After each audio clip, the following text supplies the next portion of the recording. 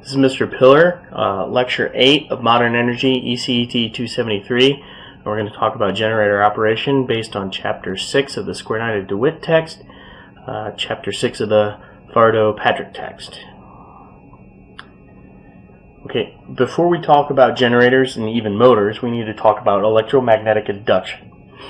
Electromagnetic induction is a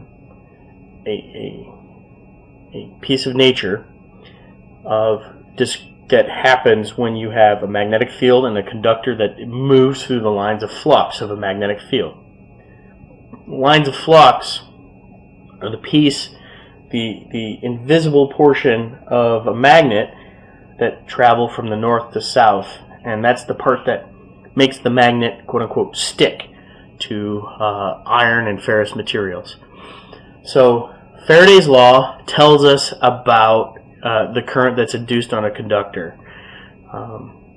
V, voltage, is equal to B, the magnetic flux measured in Tesla, times L, the length of the conductor measured in meters, times little v, the relative speed that you move the conductor through the flux in meters per second. So let's take a little picture here, a schematic. So imagine this here. We have the north and south poles of magnets, and we have these lines of flux. Now, lines of flux flow from north to south. We have a conductor that has an ammeter connected to it.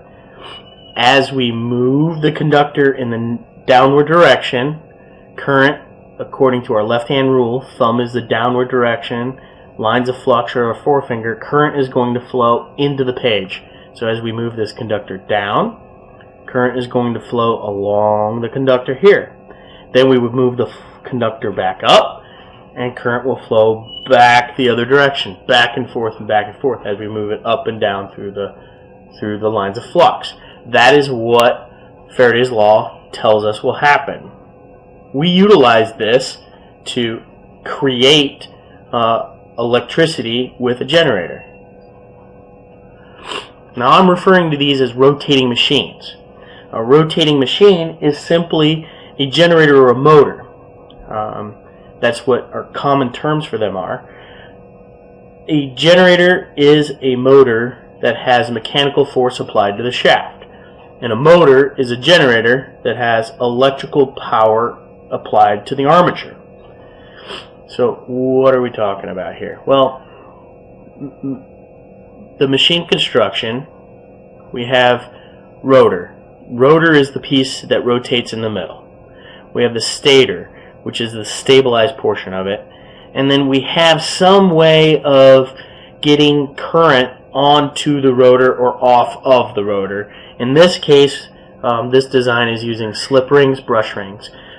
The slip ring brush ring, if you imagine this piece here being a strip of copper attached on the bottom side, this is a strip of copper attached on this top portion. So the dark black portion is attached to the inside ring, the white portion is attached to the outside ring. And then here and here, A and B, are basically a piece of pencil lead pushed onto that copper ring, and it allows free spinning mechanically, but current to flow also. That's why we call it a slip ring and a brush. The ring is the slip, the brush is the piece of copper. That is a standard DC machine, or a synchronous machine would require a slip ring for us to get current on there. We're going to talk about induction machines later. For generators, we have to use this device to either induce onto the rotor or remove from the rotor current.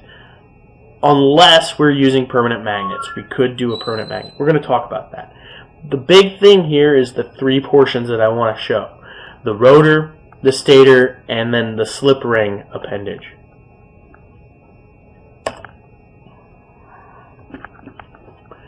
Some other vocabulary we need to talk about.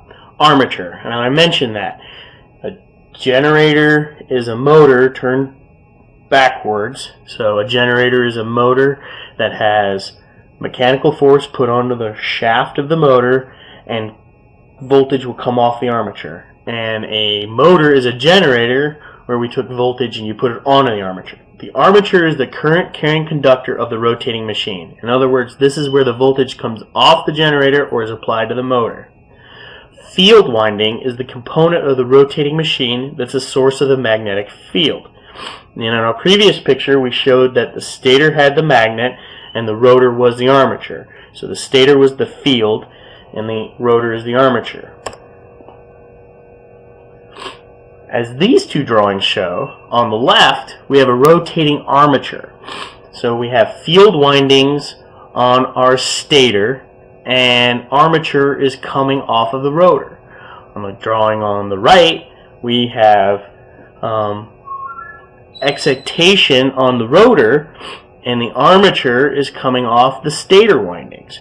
So we can either have the magnet on the stator and rotate in the middle with our conductor and either pull off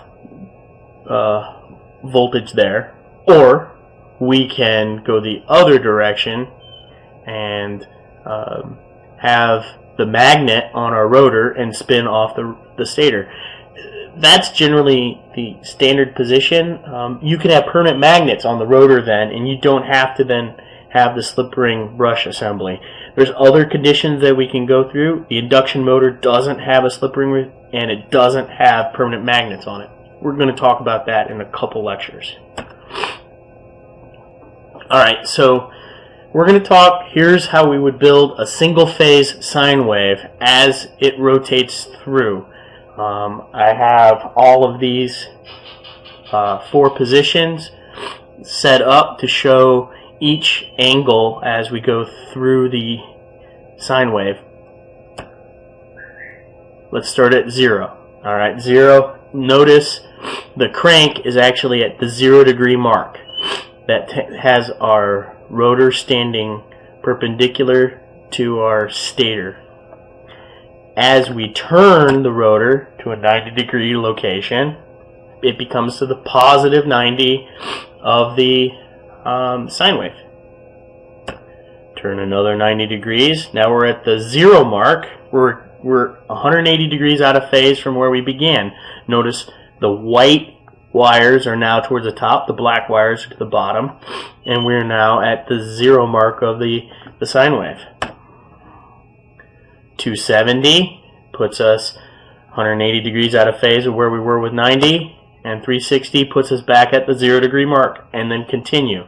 Boom, boom, boom, boom. That would result with a single phase sine wave output. Now how do we generate 3-phase? Well, the same pattern, but look here. Instead of only a single magnet, we have A and A prime, B and B prime, C and C prime. And those, in this case, electromagnets those magnets are 120 degrees out of phase from each other. In this case, we're pulling off of our stator as the armature, and the rotor itself is the field winding.